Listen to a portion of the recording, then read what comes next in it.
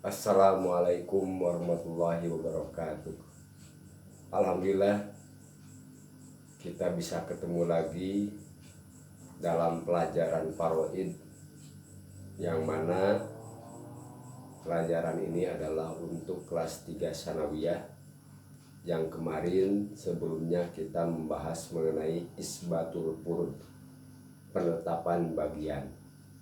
Sebagaimana sudah antum ketahui oleh para santri dan santriwati, bagaimana cara penetapan bagian tersebut. Nah, dalam masalah ini yaitu kemarin kita menginjak kepada masalah yang disebut dengan tasihul masail, yaitu salah satu usaha, salah satu cara untuk membulatkan masalah. Dikarenakan kemarin terjadi yaitu kalau sekiranya dari apa yang didapatkan oleh ahli waris itu terjadi inkisar, masalah yang pecah, dikarenakan jumlah bagian yang mereka terima dengan jumlah ahli waris tidak sesuai, atau jumlah bagian lebih kecil ketimbang jumlah ahli waris yang menerimanya. Seperti halnya misalnya bagiannya 3, sedangkan jumlah ahli waris yang menerima adalah 5, maka 3 dibagi 5 tentu tidak akan bisa. Nah, untuk menyelesaikan hal-hal seperti itu, maka para ulama yaitu sengaja dengan ilmu-ilmu mereka, yaitu ada suatu cara yang disebut dengan tashihul masail, yaitu satu cara untuk menghasilkan asal masalah atau membulatkan masalah yang intisar.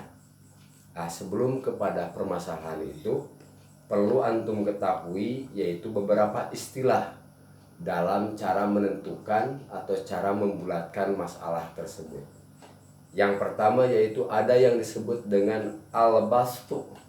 Apa al-bastu itu?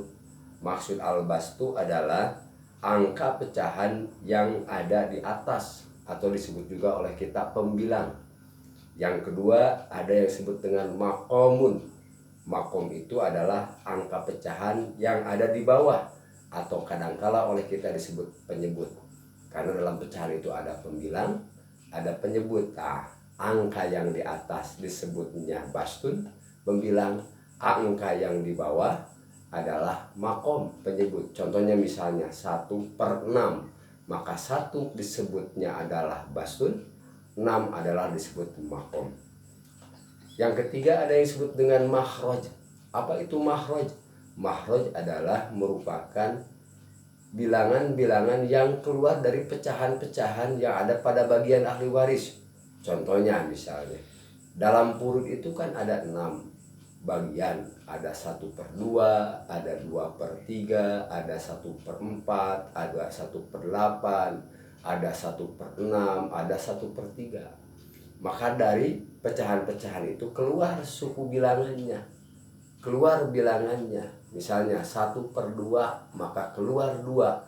2 itu disebut dengan mahroj. Atau misalnya 1/6, keluar bilangan 6, maka 6 itu dibilang mahroj. Termasuk yang lainnya, seperti halnya bagian-bagian purud yang lain. Nah, yang terakhir dalam istilah itu dikenal juga dengan kasrun. Apa itu kasrun? Kasrun adalah merupakan pecahan, karena semua bagian ahli waris secara purud yang mereka terima yaitu semua berbentuk pecahan. Kalau satu disebut kasrun, jamaknya kusyur, beberapa pecahan. Itu adalah istilah-istilah yang berkaitan dengan yang berkaitan dengan tasihul masail.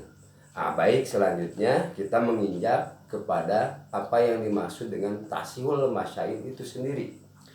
Tasihul masail di kalangan ulama faraid atau ahli faraid adalah yang disebut dengan tasih. Itu adalah suatu cara untuk memperoleh bilangan terkecil yang dapat dibagi untuk mengeluarkan bagian setiap ahli waris.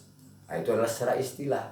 Jadi tasyul masail itu adalah merupakan cara memperoleh bilangan yang terkecil yang dapat dibagi untuk mengeluarkan setiap bagian ahli waris. Yaitu kita tentukan dulu, yaitu berapa nanti dari bagian-bagian ahli waris itu, yaitu pokok masalah. Itu disebut dengan tasyul masail. Fungsi yang kedua, tasyul masail itu adalah membulatkan masalah yang pecah, masalah yang inkisar. Baik, sebelum kepada tasyul masail itu ada dua cara ya untuk memperoleh bagian-bagian ahli waris dengan cara menentukan pokok masalah. Cara pertama adalah yang mana ini langsung dikeluarkan dari jumlah ahli waris. Misalnya yang diterima oleh ahli waris itu adalah merupakan bagian asobah. Contohnya adalah asobah binafsi. Misalnya ada 5 anak laki-laki, cuman itu saja yang ditinggalkan sebagai ahli warisnya. Maka untuk menentukan asal masalahnya kita ambil saja dari jumlah 5 itu adalah merupakan sebagai asal masalah atau pokok masalah. Maka nanti harta dibagi 5, hasilnya yaitu tentu masing-masing akan mendapatkan satu bagian. Misalnya harta si waris, harta yang ditinggalkan oleh si mati itu adalah 50 juta. Maka 50 itu langsung saja dibagi 5, maka akan diperoleh adalah 10. Maka masing-masing mendapatkan dari 5 ahli waris laki-laki itu masing-masing mendapatkan 10 bagian atau 10 juta ewang. Nah, selanjutnya cara kedua adalah dengan cara yaitu bila terdapat adalah bukan golongan asobah saja, tetapi ini adalah golongan purud saja tanpa golongan asobah. Cuman satu bagian contohnya. Misalnya ada anak perempuan yang mendapatkan bagian 1/2. Dikarenakan sendiri. Tidak ada muasib. Tidak ada mumasil. Tidak ada ahli waris perempuan yang lain. Cuman anak perempuan itu saja. Maka tentu secara bagian dia mendapatkan bagian 1/2. Maka langsung kita tetapkan dari 1/2 itu. Tadi kan ada yang disebut dengan bastun, ada yang disebut dengan makom, ada pembilang, ada penyebut, ada makhraj, yaitu bilangan yang keluar dari pecahan tersebut. Dari bagian 1/2 itu keluar makhrajnya 2. Maka 2 itu kita tetapkan adalah sebagai pokok masalah atau sebagai asal masalah. Maka langsung saja harta dibagi 2. Yaitu misalnya ketika si mati meninggalkan tirkah 50, maka 50 itu dibagi 2. Hasilnya adalah 50 dibagi 2, hasilnya 25. Maka 25 adalah bagian untuk anak perempuan. Dan sisanya nanti dikembalikan lagi kepada anak perempuan tersebut, yaitu sebagai pengembalian dari apa yang sudah diberikan tersebut merupakan sisanya. Nanti kita kaji, nanti kita bahas pengembalian tersebut adalah dalam rod, dalam masalah rod atau pengembalian sisa bagian dari purud kepada ahli waris yang menerima bagian-bagian tertentu, atau nanti kita kaji dalam pembahasan rod. Kalau ternyata dari ahli waris itu berbeda-beda purudnya, ada juga asobah, maka di sini kita tidak bisa menggunakan cara pertama seperti tadi, yaitu seperti halnya langsung ditentukan, yaitu asal masalah dari jumlah ahli waris. Tidak bisa seperti itu. Atau misalnya dari purud yang satu bagian. Kenapa? Karena ini terjadi adalah purudnya berbeda-beda. Contohnya adalah misalnya ada ahli waris yang mendapatkan 1/6, ada ahli waris yang mendapatkan 1/4, ada ahli waris yang mendapatkan bagian 1/2, juga ada yang mendapatkan asobah.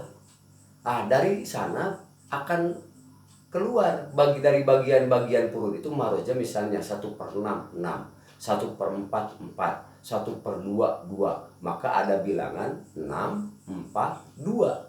Dengan bilangan tersebut 4, 6, dan 2 itu tidak mungkin salah satunya kita jadikan sebagai asal masalah. Kenapa? Karena berbeda-beda hitungan, berbeda-beda jumlah.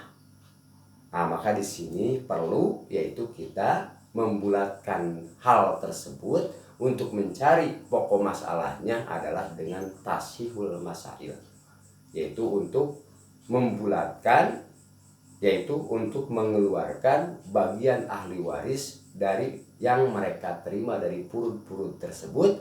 Kita harus menjadikan satu pokok masalah dari makhraj tadi. Nah, ada 4 hal yang berkaitan dengan tasihul masail itu. Yang pertama adanya yang disebut dengan tamasul, yang kedua ada yang disebut dengan tadahul, yang ketiga ada yang disebut dengan tawafuq, yang keempat ada yang disebut dengan tabayun. Nah, 4 hal ini adalah merupakan cara-cara untuk menentukan asal masalah atau cara-cara untuk membulatkan masalah. Nah, kita pelajari satu-satu. Yaitu yang pertama adalah tamasul. Apa itu tamasul? Tamasul adalah merupakan bilangan yang sama, atau dalam segi bentuknya, dalam segi jumlahnya, atau disebut juga dengan sama. Contohnya gini, ketika ada bagian ahli waris 1/6, ada bagian ahli waris 1/6. Jadi 1/6-nya itu bukan satu bagian, melainkan ada beberapa bagian ahli waris yang mendapatkan 1/6. Contohnya ibu mendapatkan 1/6, bapak mendapatkan 1/6. Maka ada 2 bilangan, yaitu makhraj 6 pertama dari bagian ibu, makhraj 6 yang kedua dari bagian bapak. Dari bilangan yang sama ini maka disebut dengan cara tamasul, yaitu karena sama. Ada kaidah dalam tamasul yaitu hud wahidan min huma. Ambil salah satu dari antara kedua bilangan yang sama itu untuk dijadikan pokok atau asal masalah. Maka ketika kita tetapkan 6 adalah merupakan salah satu di antara yang sama tersebut dijadikan pokok masalah. Nah, ini dalam tasihul masail dikenal caranya itu adalah dengan cara tamasul, yaitu karena ada bilangan yang sama, atau dengan kaidah hud wahidan min huma. Ambil salah satu di antara kedua bilangan tersebut yang sama itu. Atau misalnya ada bilangan 1/3 dengan 1/3, maka muncul 3, ambil salah satunya. Atau misalnya ada bagian 1/2 dengan 2/3 dengan 1/2 yang lain, maka kita ambil 2 itu adalah sebagai pokok masalah. Jadi ketika ada bilangan-bilangan yang sama tersebut, maka kita gunakan yang sama itu adalah sebagai pokok masalah. Atau cara membulatkan masalah yang pecah, yaitu ketika ada jumlah ahli waris yang sama. Misalnya ketika saudara perempuan 2 orang, atau misalnya saudara perempuan seibu, atau laki-laki sekandung 2 orang. Ini kan ketika inkisar karena bagiannya tidak bisa dibagi oleh jumlah mereka, maka dari dua jumlah ahli waris tersebut diambil salah satunya dikalikan kepada asal masalah. Itu juga disebut dengan tamasul. Nah, itu adalah cara pertama dalam tasihul masail, yaitu kita gunakan dengan cara tamasul. Kalau bagaimana? Kalau ternyata dalam bagian ahli waris tersebut beberapa bagian ahli waris yang diterima oleh ahli waris itu berbeda-beda dikarenakan tidak sama atau tidak ada pada satu bagian. Yang kedua adalah tadahul. Apa itu tadahul? Tadahul dalam artian saling memasuki. Berarti bagian yang lebih besar habis dibagi oleh bagian yang terkecil. Contohnya misalnya ketika ada ahli waris yang mendapatkan 1/8 dengan ahli waris yang mendapatkan 1/2, maka 8 ini habis dibagi 2. Karena 8 dapat dibagi 2, 8 dapat dibagi 8. Nah, kaidah dalam tadahul ini yaitu para ulama membuat kaidah yang supaya kita mudah menjadikan asal masalah dengan cara tadahul. Apa? Hud bima aksar. Ambil dari bilangan tersebut mana yang paling besar. Nah, itu disebut dengan tadahul. Jadi kalau misalnya terdapat bagian ahli waris yang berbeda, lantas di sana ada bilangan yang lebih besar, dan bilangan yang lebih besar itu dapat dibagi oleh bilangan yang kecil, maka yang besar itu ditetapkan sebagai asal masalah. Maka dalam tasyul masail itu disebut dengan cara tadahul, yaitu bilangan yang paling besar dijadikan sebagai pokok masalah lalu dibagi oleh bilangan yang terkecil, atau dengan kaidah hud bima aksaro, ambil dari bilangan tersebut yaitu mana yang paling besar. Kita dua dulu dalam masalah ini, dalam tasyul masail ini, yaitu dua cara dulu, yaitu tamasul dan tadahul.